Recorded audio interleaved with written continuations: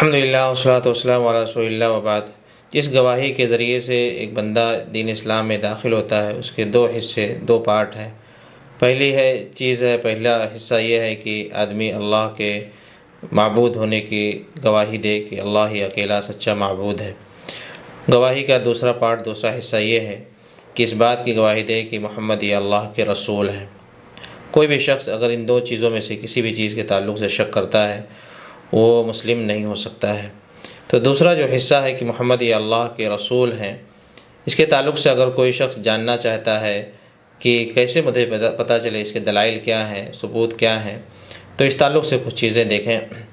اللہ رب العالمین نے قرآن کریم میں آپ کے تعلق سے ارشاد فرمایا کہ انک لمن المرسلین، کہ بے شک آپ رسولوں میں سے ہیں۔ اسی طرح سے فرمایا کہ ما کان محمد ابا احد من رجالکم ولکن رسول اللہ، کہ محمد یہ اللہ کے رسول ہیں۔ خود اللہ رب العالمین نے قرآن کریم میں اس کی صراحت فرمائی ہے۔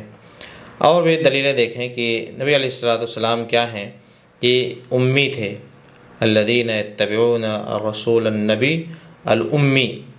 الامی مطلب کیا ہوتا ہے کہ ان پڑھ، جس نے پڑھائی لکھائی نہ کیا ہو، جس کو نہ پڑھنا آتا ہو نہ لکھنا آتا ہو۔ نبی علیہ السلام ہمارے یہ امی تھے، آپ نے پڑھائی لکھائی نہیں کی تھی، آپ کا کوئی ٹیچر نہیں ہے، آپ کا کوئی استاذ نہیں ہے، آپ کسی کے سامنے بیٹھ کر کے علم حاصل نہیں کیا۔ اس امی نبی ہونے کے باوجود کیا ایسا ممکن ہے کہ ایک امی شخص ایک پوری شریعت، پورا ایک دین لوگوں کے سامنے پیش کرے؟ ہمارے پاس دین اسلام ہے، آپ کی لائی ہوئی پوری شریعت ہے۔ ایک آدمی اگر شریعت کے تعلق سے غور کرے تو اسے پتہ چلے گا کہ اس میں پورا نظام حیات ہے، ساری چیزوں کے تعلق سے مکمل دستور اور نظام حیات ہے۔ اور یہ چیز کوئی شخص جس نے کبھی نہ پڑھائی کیا ہو، نہ لکھائی کیا ہو، نہ کسی سے کوئی علم لیا ہو، 40 سال تک کبھی کسی کے سامنے بیٹھ کر کے کوئی تعلیم لی ہی نہیں، تو پھر کیسے ایسا ممکن ہے کہ ایسا شخص پورا ایک نظام، ایک سسٹم، ایک چیز لوگوں کو دے سکے، قرآن کی شکل میں، حدیث کی شکل میں؟ آج کوئی ملک کوئی اس طرح سے قانون بنانا چاہتا ہے، کوئی چھوٹی سی اگر کوئی کمیونٹی ہی ہوتی ہو، کوئی قانون، کوئی نظام بنانا چاہتے ہیں تو پوری ایک ٹیم ہوتی ہے، بیٹھ کر کے پاس کرتی ہے، بہت دنوں تک، مدتوں تک غور و فکر ہوتی ہے، تب جا کر کے کوئی چیز، کوئی سسٹم، کوئی نظام بنا پاتے ہیں۔ لیکن نبی علیہ السلام نے اگر یہ چیز دی ہے تو اس کا مطلب یہ کہ یہ آپ کی طرف سے نہیں ہے، بلکہ اللہ رب العالمین نے آپ کے اوپر نازل فرمایا ہے، وہی چیز آپ نے ہمارے سامنے پیش کی ہے۔ یہ بہت بڑی دلیل ہے کہ آپ کی لائی ہوئی شریعت یہ کیا ہے، یہ ہمارے سامنے موجود ہے، آج بھی اسی شکل میں موجود ہے۔ جسے بھی اس تعلق سے غور کرنا ہے دیکھ لے، قرآن میں دیکھ لے، احادیث میں دیکھ لے، کوئی چیز ایسی نہیں اسے مل سکتی ہے جو آپس میں ٹکراتی ہو، کنٹرڈکشن ہو، کوئی اس طرح کی غلط چیز ہو۔ حالانکہ نبی علیہ السلام کیا تھے؟ امی تھے، یعنی ان پڑھ تھے، آپ کو نہ پڑھنا آتا تھا نہ لکھنا آتا تھا۔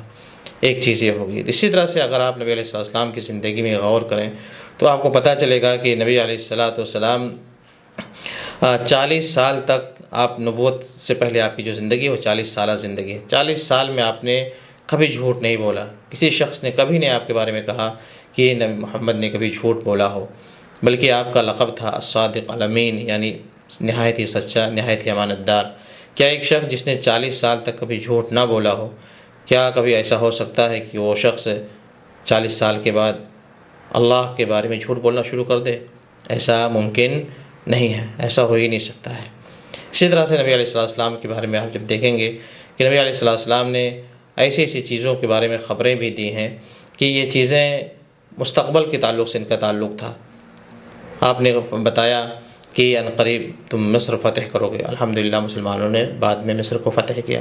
آپ نے خبر دی تھی، عدی بن حاتم کو سے خود کہا تھا آپ نے کہ عدی بن حاتم ایک دن آئے گا کہ تم لتفتحن کنوز کسریٰ، تم کسریٰ جو اس وقت کی سب سے سپر پاور طاقت تھی، اس کے خزانے کو فتح کرو گے۔ عدی بن حاتم خود کہتے ہیں کہ جن لوگوں نے کسریٰ کے خزانے کو فتح کیا اور اس کو لیا، ان میں سے میں بھی خود تھا۔ اسی طرح سے نبی علیہ السلام نے یہ بھی کہا تھا کہ تم عنقریب بیت المقدس کو فتح کرو گے۔ نبی علیہ السلام نے جو خبر دی تھی وہ بھی چیز ہوئی۔ نبی علیہ السلام نے خبر دی تھی کہ عنقریب تم لوگ قسطنطنیہ کو فتح کرو گے۔ مسلمانوں قسطنطنیہ تک پہنچے اور وہاں کو بھی فتح کی۔ تو دیکھیں یہ سب بھی ایک دلیلیں ہیں کہ نبی علیہ السلام جن چیزوں کے تعلق سے کہا تھا وہ سب چیزیں بالکل حق ثابت ہوئیں۔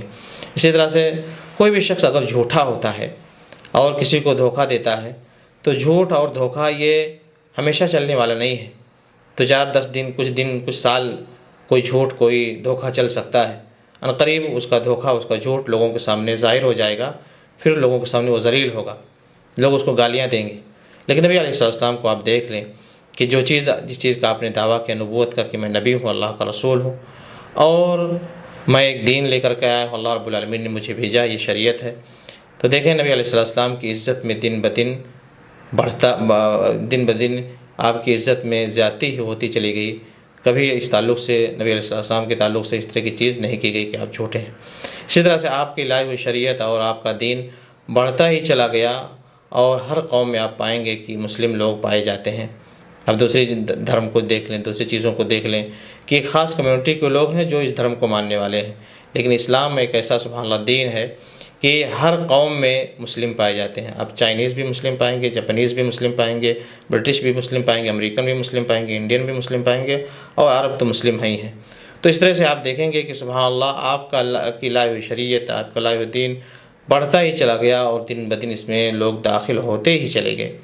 اور رب العالمین نے بھی اس چیز کے تعلق سے بیان کیا تھا کہ لوگ فوج در فوج اور اسلام میں داخل ہونے لگے۔ تو دیکھیں کہ کچھ ایسی چیزیں ہیں جس کے تعلق سے اگر آدمی غور کرتا ہے تو بندے کے لیے چیز واضح ہو جاتی ہے کہ نبی محمد یہ اللہ کے کیا ہیں؟ رسول ہیں، سچے رسول ہیں، اور اس کے بغیر کسی کا عقیدہ اور ایمان صحیح بھی نہیں ہو سکتا ہے۔ آدمی اس کے تعلق سے ضرور غور کرے، اور اس کے تعلق سے اپنی چیز کو صحیح کرنے کی کوشش کرے، اور اگر اس تعلق سے اس کو ذرا بھی ڈاؤٹ ہے تو ان دلیلوں میں اگر وہ غور کرتا ہے، دیکھتا ہے، دھیان دیتا ہے، تو انشاءاللہ اس کے لیے چیز واضح ہو جائے گی۔ بغیر اس کے کوئی بھی شخص دین اسلام میں داخل ہے۔ شہادہ کے 2 پارٹ ہیں، 2 حصے ہیں، ایک اللہ کے معبود ہونے کی، سچے معبود ہونے کی گواہی دینا، دوسرے محمد کے رسول ہونے کی گواہی دینا۔ اس کے بغیر کوئی شخص مسلم نہیں ہو سکتا، لہذا ان دونوں چیزوں کو ہمیں سمجھنا ہے، بغیر کسی شک کے اس کو ماننا اور عقیدہ رکھنا ہے۔ اللہ رب العالمین اس کی ہمیں توفیق عنایت فرمائے، آمین۔ وصلی اللہ علیہ وسلم نبینا محمد۔